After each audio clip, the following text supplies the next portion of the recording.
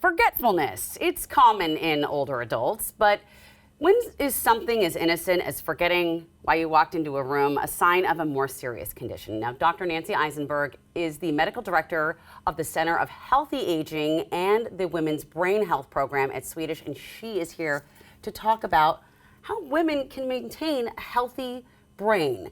So it's really important, brain health, women's brain health especially. Why is it such a growing field of interest when it comes to women? Yeah, so women, for a long time, we were not studying the effects of the effects of sex hormones on brain development. And we know that women go through different changes over time and have a significant risk of developing Alzheimer's disease. We also know that during menopause, we have insomnia, we have brain fog, difficulty remembering, and that the changes in the brain can occur up to 2 decades before people develop Alzheimer's. We know that 2 out of 3 people living with Alzheimer's disease are women, and we know that Black and Latinx and Native American women are 1.5 to twice as likely to have Alzheimer's compared to white women. So while this is a biological change that all women undergo, we also have an opportunity, this window of opportunity to intervene in midlife to change the health trajectory for women. Okay, so how do you do that? I mean, we're talking about the sex hormone, which we're born with. Right. Okay, we can't change this. No. So how do we intervene? So we know from the science that 40% of dementia cases are preventable over the lifespan. And so we know that by staying active, for example, we target similar pathways in the brain that are affected during the change in menopause. We know that menopause hormone therapy can be helpful for vasomotor symptoms such as hot flashes and night sweats. And we know that insomnia can contribute to subsequent dementia risk. We also know that certain foods can be very health promoting for the brain. So avoiding ultra processed foods and sugary beverages and really eating the colors of the rainbow, fruits and vegetables, nuts and seeds, beans and greens, and a variety. We know that gut health is brain health. Heart health is brain health.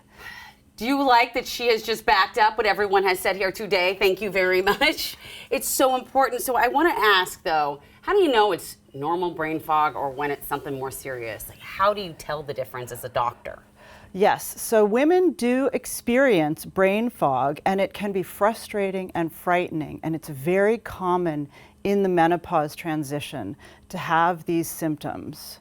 The brain goes through a new remodeling or an upgrade, if you will, and women in post-menopause, after the menopause transition, have new resilience, wisdom, and cognitive flexibility. However, during menopause, during the transition, there is forgetfulness, there are problems with verbal learning and memory, and this can be affected by sleep, it can be affected by the anxiety and depression that's very common. So we really need to address those symptoms which are so real and can be so challenging. So this is why we collaborate with our colleagues in gynecology and the menopause clinic with our women's brain health program as well. I think this is amazing what you all do. Can you tell with like a brain scan if someone's brain is not doing so great? So I want to be super clear here. So women in the menopause transition, most women experience neurological symptoms, about 80%. And these are transient in most women, and they recalibrate to a new normal, particularly when you manage the common symptoms of menopause, such as the vasomotor symptoms and insomnia. However, some people can have early changes, and we can see in a brain scan if the brain has shrunken, so atrophy, for example. But the pathological changes, as I said, the amyloid plaque and the tangle that you see in Alzheimer's disease, the most common cause of dementia, accumulate decades before people have late onset Alzheimer's disease.